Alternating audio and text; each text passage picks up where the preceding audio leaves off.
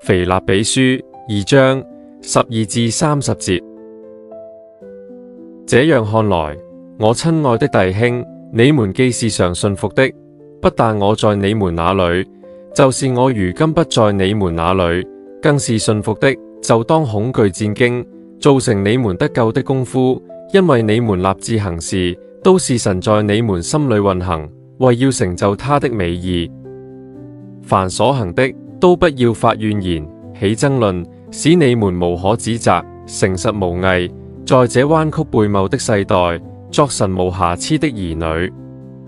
你們顯在這世代中，好像明光照耀，將生命的道表明出來，叫我在基督的日子，好誇我沒有空跑，也沒有徒勞。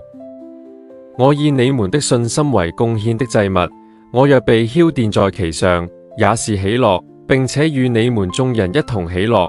你們也要照樣喜樂，並且與我一同喜樂。我靠主耶穌，指望快打發提摩太去見你們，叫我知道你們的事，心裏就得着安慰。因為我沒有別人與我同心，實在掛念你們的事，別人都求自己的事，並不求耶穌基督的事。但你們知道提摩太的明證，他興旺福音，與我同勞，待我像兒子待父親一樣。所以我一看出我的事要怎樣了結，就盼望立刻打發他去。但我靠着主自信，我也必快去。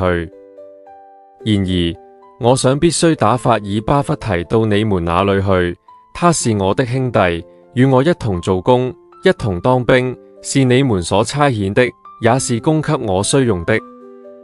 他很想念你們眾人，並且極其難過，因為你們聽見他病了。他實在是病了，幾乎要死。然而神憐恤他，不但憐恤他，也憐恤我，免得我憂上加憂。所以我越發急速打發他去，叫你們再見他就可以喜樂，我也可以少些憂愁。